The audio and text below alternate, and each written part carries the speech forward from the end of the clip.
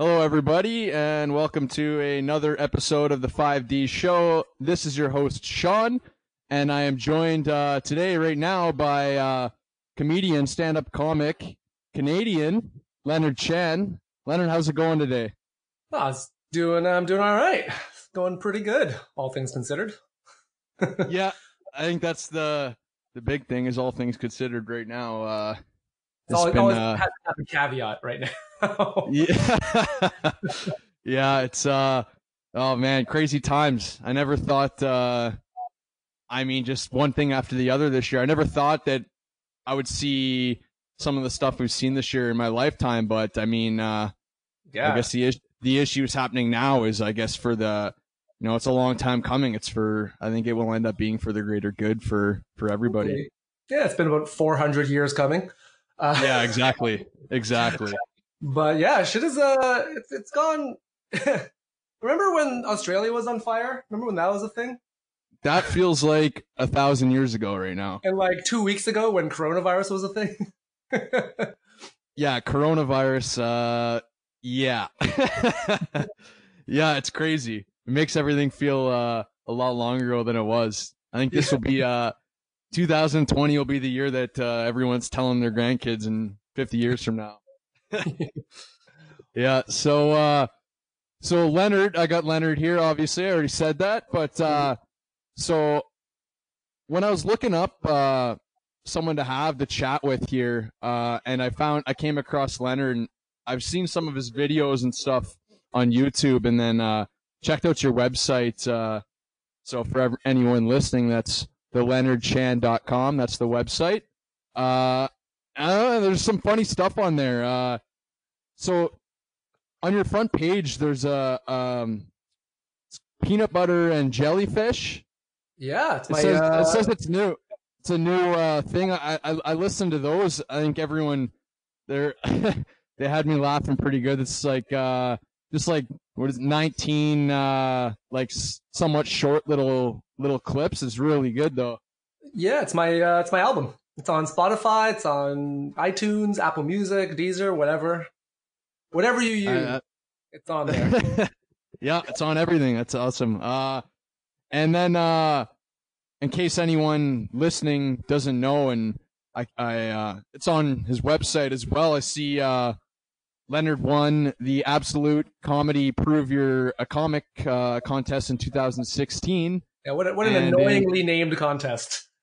Yeah, yeah, that's a tongue twister right there. And 2018 was it the Comedy Brawl? Yeah, 2018. Yeah. That one's a little easier to say. Yeah. And I seen you beat out over 400 other comics in those. Yeah, that was a fun one. I actually ended up winning that finals by like half a point or something, and I thought I had no chance. Yeah. And but my wife insisted on coming, and if she didn't, like, I thought she was just wasting $20. But luckily, she was aggressively supportive, and I won. Oh, that's awesome! That's awesome. So I got a question. Have you? I was watching your YouTube videos, and like, I really love like finding new stand-up comics to listen to, and it's good to I feel like look out there instead of just like the real mainstream ones that you see their Netflix specials and stuff like that. Yeah. I gotta ask you, have you done any other like competitions or considered going to any other types of competitions or events or anything like that other than those two? I mean, yeah, I've considered it. But I hate comedy competitions. Like, I mean, I would hate them a lot more if I didn't keep winning them, but but I still hate them, because comedy is so subjective. It's not like really, like somebody, like, I've won competitions where I'm like, I didn't deserve to win. Like, I was not the funniest. I was not the most talented. I have to have more people show up to vote for me. But and so I feel like comedy competitions, it's not like nobody wins comedy. All right. Like, you can't win comedy. Yeah. It's so subjective to different people. Yeah. Stuff like that. Like, I'm in a pandemic and Canadian, like, live comedy is dead. Nobody's winning comedy right now. Yeah, that's I seen through your videos. Speaking of the pandemic, your videos on YouTube, the Chandemic. Oh yeah. Those are good. Yeah. So obviously, I'm sure you get this question a lot, but I think it's something that it's the obligated question that you have to ask a comedian. I feel Sure. Is how did you get started, or why did you get started? Was it something you wanted to do, or did it come out of the blue? What's your story there? I've always loved comedy. Like when I was a kid, I had my parents bought me a ghetto blaster because that's how old I am. And oh, I had one too. Don't worry. Nice, good. So I'm not alone. But just dated myself. And then, anyways, I had to choose. They were like, "Here's you get a blaster. You can choose a tape, and then that'll be your first tape." And I was trying to decide between Corey Hart, "Never Surrender," and Bill Cosby. Yeah, which not the best. Yeah, it's. But at the time, I didn't know. He's a pretty good comedian. At the time, yes, agreed. So by the way, Bill Cosby was my favorite comedian. Michael Jackson was my favorite singer. Michael Jordan was my favorite athlete. Maybe it's me. Maybe everybody. I don't know what it is. But anyways, I went with Bill Cosby, and then I just kind of fell in love with comedy. And I used to listen to Chum FM 104.5. It's called the Sunday Funnies. It's like radio in Toronto, and I would make mixtapes of comedy of like my favorite comedians. I listened to those over and over and over again. So I just had comedy in the beginning, in me, like from when I was a kid. But I never figured I'd do it. Like it seemed very impractical. Like comedy was just for like crazy people, and and I'm Asian, so I was just taught to be practical, and I was like, I'm gonna be an engineer. So I went and did that for like many, many years. But I didn't really love it. Like I was never gonna be the best engineer ever. Like I didn't really. I put work into it. You have to, or you can't be one. But it wasn't something that I was like, oh, I love this. And then at one point, and I always loved writing. And that's kind of really actually what I wanted to do, was become a writer, which I was kind of doing on the side, but like not professionally or anything like that. And I loved comedy, and I started doing comedy as a hobby, trying to like get my writing out there, because it's really hard to get stuff made, like movies, TV, whatever. It's too many gatekeepers. Mm-hmm. So then I was like, but I didn't, so I'm doing this engineering, environmental engineering specifically, like designing systems to clean up oil spills. And at one point, I had to do a job in Napanee. So I had to go to Napanee. No good story starts with I had to go to Napanee. And agreed. Yeah, and we had to basically we're doing this big excavation of a former gas station, like at a Canadian Tire or something like that. I can't remember what it was. Anyways, we hit like a sewage pipe that wasn't on any map that we had. So we're like, what the heck? And then the pit filled up with human sewage. So shit, basically. Oh, okay. And yeah, pretty gross. And then I was like, well, I have to go fix this, right? I had to wade into the shit, and fix the pipe by hand. So I'm up to my chest in shit. And when you're up in your chest in shit, you tend to reevaluate your life. And I remember looking at it and being like, I don't love this.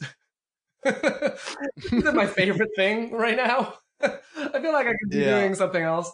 So that's when I decided, you know what, I'm gonna do comedy. I'm gonna pursue writing, pursue comedy, pursue the arts. Life's too short, that sort of thing. So that's basically how I became a comedian. I mean, what actually happened is I decided to keep my job for as long as I could and collect a paycheck while doing the bare minimum. And then I miscalculated on what the bare minimum was. They fired me, and that's how I became a comedian. But yeah. But same process, just with extra money. Yeah. No, that's good. Yeah, sometimes it takes being in a shitty situation, no pun, not trying to put a pun there, but to to reevaluate what you. That was my Shawshank moment, just crawling. Oh yeah. Through the sewer. To really reevaluate things. Yeah. Yes, that's man, like I got so much respect for comedians. Like it's so hard to do, and just from like in my life when I've had to get behind a mic, like I've given some speeches in the past, and I've given some speeches at weddings, at events and stuff like that, and I've talked before in front of large groups of people, but to go up there and and make people laugh, make people enjoy themselves, and it takes a special kind of person to have that I guess that charm to be able to do that and make it look natural, right? Nobody likes a stressed out, nervous comedian, unfortunately, but I mean, as long as if it's for the act, sure. But yeah, generally, like if it's funny, and it's deliberate, and even if it's not deliberate, it can be funny. But really, I mean, all it takes like to be a comedian is just, it's a lot of hard work, a little perspective, and just like a psychotic need for validation, I think. Okay. Yeah. That's good. So I got to ask a counter to that question. Sure. Is I'm sure there's something. What's the either the weirdest event or the weirdest request for you to perform somewhere? Maybe it's at a strange event, or maybe you did perform at just a weird situation. Oh, there's a couple I can think of. I'm trying to think of which one is weirder. I have two that just both immediately spring to mind. The first was I was doing a show. Okay, so I was hired to do a bachelor party somewhere in small town Ontario, and I didn't know anything about like what was going on. I was given an address. They're like, come here. It's a bachelor party, do comedy. We pay you. Cool. Sounds good. Yeah. So I drive up to this, bar, and I get in, and it's a biker bar. I'm like, interesting. So I go to the bartender. I was like, I'm here for like so-and-so's bachelor party. Am I in the right place? And they're like, yeah, you're in the right place. Like I look around, everybody's a biker. And I'm like, am I performing for bikers? Like why did they hire me? I'm very confused. And I meet the bachelor, and he's got like a couple face tattoos, and like one of them is like a skeleton hand giving the middle finger. And I'm like, well, that's scary. And then I look on his other cheek, and it's like a Confederate flag. I'm like, well, that's terrifying. Like, why? You're in Canada. Why do you need a Confederate flag tattoo? Like, what are you trying to say? Like, this is the great white North. I'm like, oh my God. Oh, man. So I thought, yeah, for sure. Like, they hired me. They're going to hunt me for sport. Like, this is horrible. Like, this is going to be some Hunger Games shit. But I get on stage, and I like, do the comedy, and it goes about as well as it can go for people, for people who expected to see a stripper. They get me. Like Plan B. What's that? I said Plan B. Yeah. One guy even yelled like, "Show us your tits," and I was just like, "You're not paying me enough." And then, and this like really old biker dude, like he was like this grizzle. You look at him, and you're like, "Dude has a knife for sure." And he starts heckling me, and it's like the weirdest heckles. And like I'm like, I don't even know how, like I know I have to say something, right? Because if I don't say anything, then they win, and it goes off the rails, and I lose the show, and then it's not going to be a good show. But I can't say anything too mean because he'll stab me. So I have like 5 seconds to think of something, and it was. I think all I said was like, "Hey guys, I'm like really worried about Grandpa over here," and that was enough. Like it's not a great thing; it's just enough, And then after the show, like this dude came up to me, and he was just like, "That was so brave," which is exactly what you want to hear when you finish a comedy show. And he said to me, he was like, "Hey, you know what? You did a great job. You get a gold star. The guy who hired you deserves a kick in the nuts." Like he's right there. Like that guy's right there. And no, it was weird because like, that's why I love old comedy. Like no other situation am I going to be doing would I ever be interacting with bikers in a biker bar in small town Ontario? Before the show, I was just thinking, what am I going to relate to them about? Because, I was overhearing some of their conversation, and one of them was, talking about a friend that just went to jail for assault. And I was just like, okay. None of my friends have gone to jail except in Monopoly. I don't know how to talk to you guys. But then after the show, this is the thing. I just start, every small town show I've ever done, everybody is so nice. They're the nicest people I have ever, people talk about racism. The thing is, I find they're less likely to want to be racist because they're so afraid of people thinking they're going to be racist. They might say things that are ignorant, but only because they just don't have as much experience with minorities.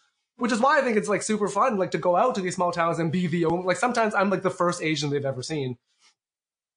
And then just like talking to everybody, like they're like, you know, because they're people too. And I remember talking to this one biker who had knife scars on his face, but his dream was to illustrate children's books. And I was like, dude, that isn't like, you should do that. That's so cool. Like, you know, shit like that. Like everybody's a person, talk to people. And that's what I love about this job is I get to see all these parts of Canada and experience all these things I would never really have gotten to see as an engineer. Yeah, that's a good story. That sounds like a movie, like rolling up to not knowing what to expect to a biker bar. Yeah, no, I thought great. It was dead for sure. I was like, oh boy. Yeah, the hunt begins. The Confederate flag, really, that's a red flag. Like it's literally a red flag, but it was yeah, that's the alarms are starting to go off a little bit. But you know, it ended up all good. Oh, that's great. That's the best. That's my favorite thing is like anyone who performs that stuff, like whether it be, you know, comedians or any type of entertainment, there's usually a good story about some type of weird event or performing in unusual circumstances. Oh, I got tons of those stories. Like I might write a book, compile them all into a book one day. Just like the weirdest freaking stories. That's a good idea right there. Yeah. My next question is when I was looking at, I think I was watching one of your videos on YouTube. I gotta ask, is it true that you have that many cats in your house? Man, yeah, it is. I think. What's the amount? I think in the video I say 13, which is a lie. Okay. I mean, it's not a lie. I mean, it has been true in the past. Right now, I think we're at 10, which is not any better, to be honest. But I don't know why I was like, oh yeah, I have to make it sound more crazy than 10.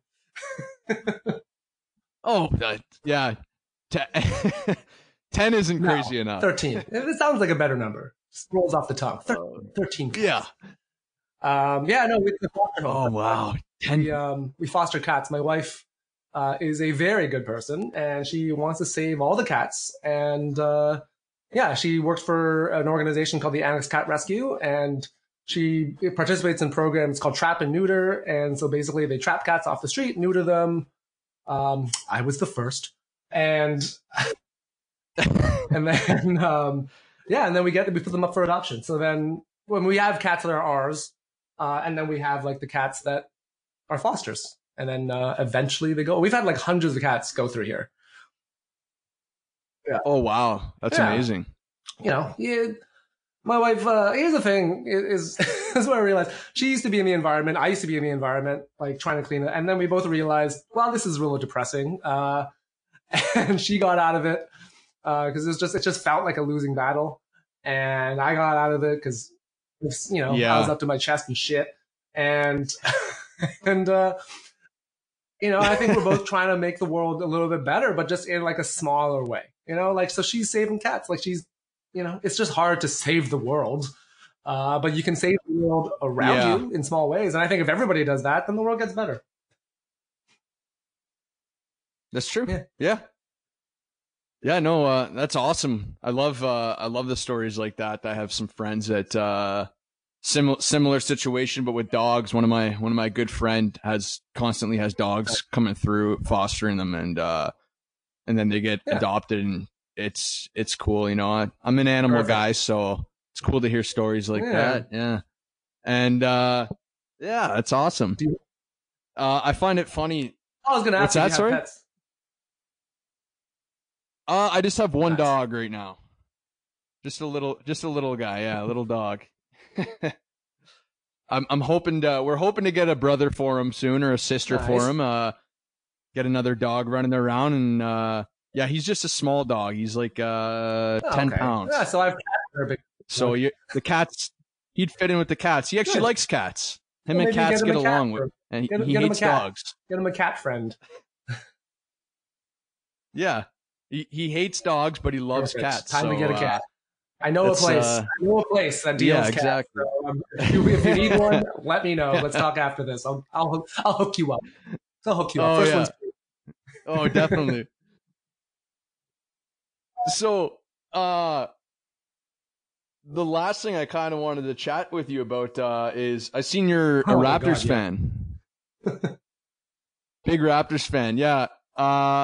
So yeah, like obviously going back to last year, you know, I'm a Raptors fan myself. That last year was obviously, it must have been incredible for you if you're anyone who's been a longtime Raptors fan. What was that like, especially being in Ontario and just how the country in Ontario was during that run last year? That was probably the happiest I've ever been in my life. Like I make this joke on my album where I say like that, like I was happier when the Raptors won than when I got married.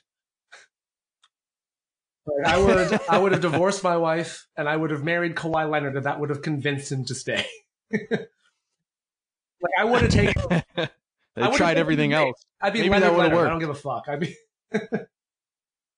Yeah, exactly. Yeah, no, it's incredible. It was like I've been watching from the beginning since '95. Like I met Isaiah Thomas when he was GM for the Toronto Raptors way back when. Oh, like nice. I won a 3-point contest. Actually, no, sorry, came second. Fuck you, Ryan Shaw. And yeah, I got to meet him, and you know, I have a signed poster of like original inaugural season poster signed by Isaiah Thomas. Yeah, oh, wow. like I got to I had drinks with Brian Colangelo one time, and back when he was GM with the Raptors. Like I don't know how this keeps happening where I just keep meeting GMs of the Raptors, but I remember with like Brian Colangelo, we had asked him like we were kept at, this is like right after, this is the season right before we picked up Olajuwon, and we are like, oh, this is going to be great. We got Alvin Williams and Vince Carter and Olajuwon, and it's going to be an Anthony Davis. It's going to be a thing. It's going to be amazing. And then they were terrible next season.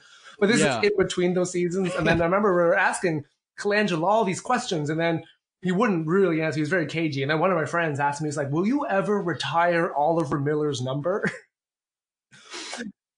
And he came alive. Like he was just like, Oliver Miller. He had like so many stories. Like he was like, I sent Oliver Miller to a fat camp and he came back fatter.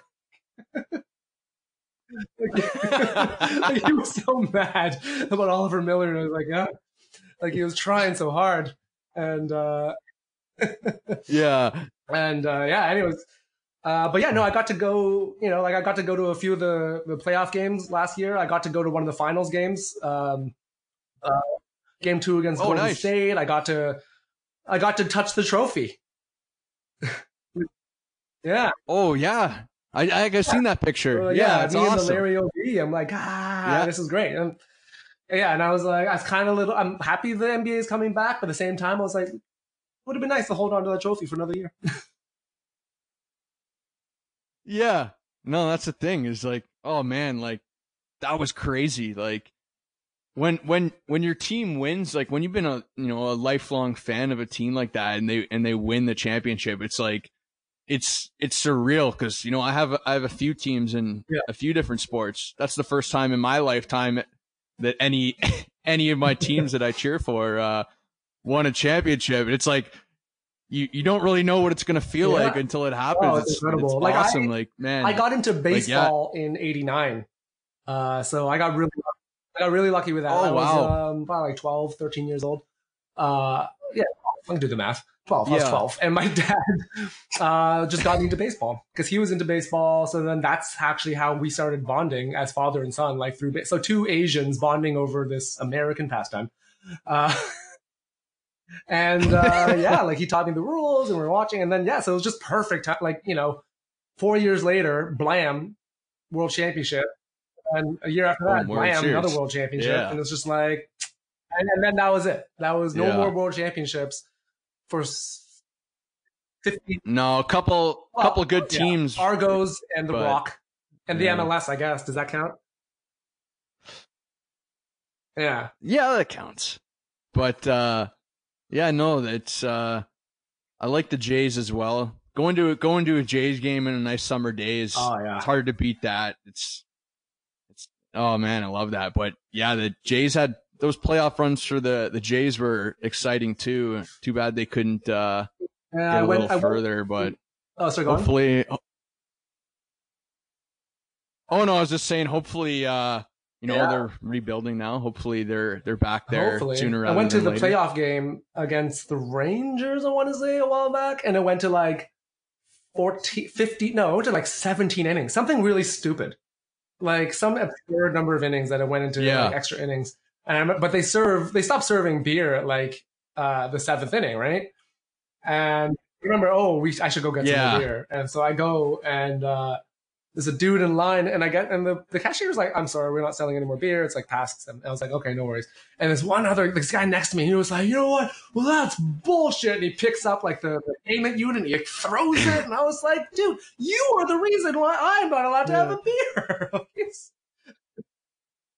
Yeah, you're the reason they cut us off. But people started getting antsy because it's like 10 innings to sober up, and like when you're sober, baseball is boring. So. Yeah. You I'd imagine you're sobering up there and you're coming to realize, hey, what the hell's going on here? It's boring. Yeah. Exactly. Yeah, you need the beers. No, that's awesome though, and yeah, it was super cool last year watching like the whole country, just because the Raptors are our only team. Watching the whole country get behind that playoff run, and the parade in Toronto is freaking wicked, and like, oh man. No, I'm from Ontario. I'm an Ontario boy, but I'm currently out in Alberta. So I was watching the playoff run out here, so I wasn't able to make the parade, but oh man, that was a great party winning that championship, and yeah, I got to go. We got to go to the parade. Yeah, we had the best. I honestly think we had the best seats in the entire city. Like we ended up going that morning. There's this bar called Kelly's Landing, and it's right at the corner of Front and University, like right on the parade route. And we went there first thing in the morning, and they just gave us a seat on the patio, like right at the edge. So we had an unobstructed view of the parade. Like nobody could be in our way. There's like a barrier, so nobody could like bother us. So we had like a table, we had like nachos and beer and whatever food. We had access to bathrooms, TV. It was literally the best. I'm not even joking. It was the best seats in the entire city. Yeah, it doesn't get much better than that. Exactly. Got your nachos. And we saw we just went by like Gasol, so drunk. Like I thought he was gonna fall off the bus. Like a few times I was like, oh, that dude's gonna die. We're gonna watch Marc Gasol die during this parade. Yeah. And now he's all skinny. Now he's like skinny in shape Gasol. Like Raptors are gonna go 2 for 2. Mm-hmm.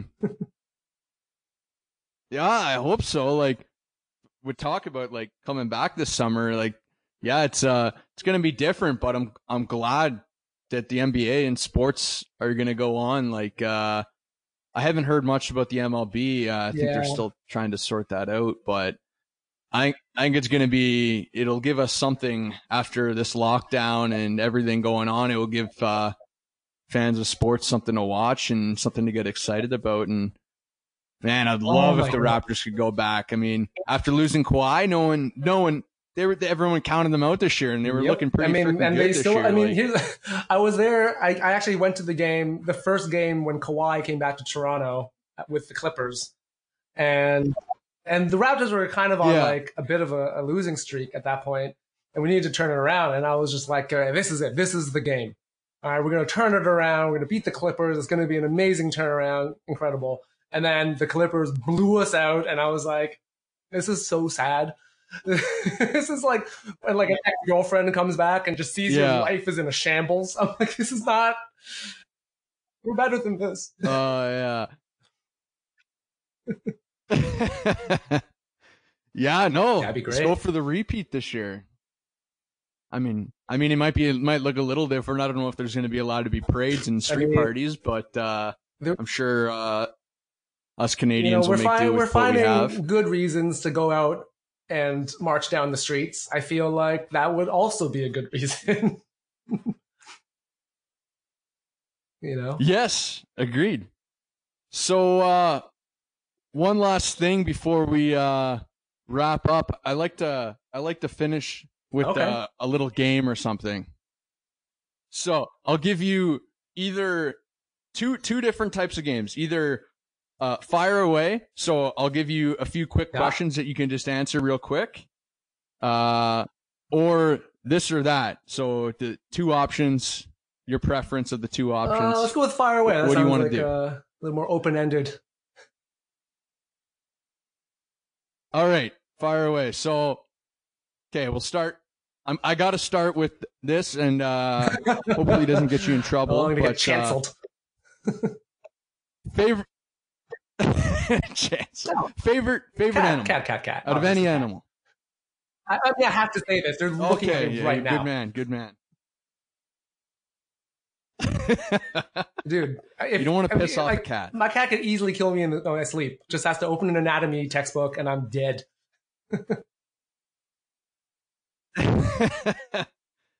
Okay.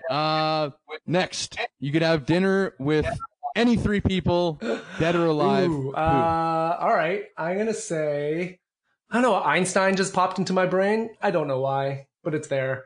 I'm gonna say, Chappelle. I'm gonna throw Chappelle in there. Might be interesting. And I like that. Man, you know what? I'm gonna say my wife, just because if I don't, she'll be pissed. Yeah, she's exactly. You got to invite her to the dinner party. Like you had dinner with Einstein without me, you son of a. All right. If you could have one superpower, what would it be? I think the power of flight would be pretty cool. Flight, yeah. Flight, flying, yeah. You know, good answer. Invisibility would not serve me well as a comedian. Already feels like that sometimes, so I don't. Just be an Asian comedian, and invisibility is all yours.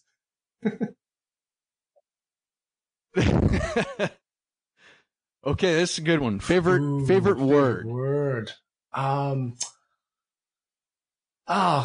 First thing that comes to mind is verisimilitude. I don't know why I like that word. Yeah. Oh, okay. It's just a good word, you know? It's just, able to recreate, like, the reality of something, I guess. Like, fuck, I don't even know how to define the word. You know what? I'm going to look it up so I don't look like an idiot. Yeah, the appearance of being true or real. There you go. But especially as like a writer, as a storyteller, like, I mean, verisimilitude is kind of like it's an important skill to have. You want to, if you're not authentic, at least good enough to appear authentic. Some things are more true than others, I suppose. And in this day and age of fake news, I feel like we need, I mean, I guess this is also, I don't know. That's just the word. I have no reason. I have no actual legitimate argument to back it up. I just like the word. Yeah. Yeah, fair enough. That's all you need. Okay. What's next? What is your go-to meal? Favorite meal? Favorite meal. Man, I like Thai food. I like make Thai food. Yeah, green curry, whatever. I buy this like green curry paste off of from the state, like Amazon.com, because for whatever reason I can't get it here. But it's like, it's a really good Thai curry paste, and it's just wow. Yeah. Okay. Growing up, childhood idol. Who'd you idolize? It was like I said, it was Cosby, Michael Jackson, and Michael Jordan. Those were the big three for me. I had a poster of Michael Jordan on my wall, a poster of Michael Jackson on my wall. I had Bill Cosby tapes, no poster. That probably would have been nightmarish, but yeah, those are my heroes, man. Just comedy, basketball, and music. All the things I love. Yeah, exactly. Last question. Advice to someone starting out in comedy. Don't do it, man. It's really hard. No, I mean, do it. But do it, but you gotta love it.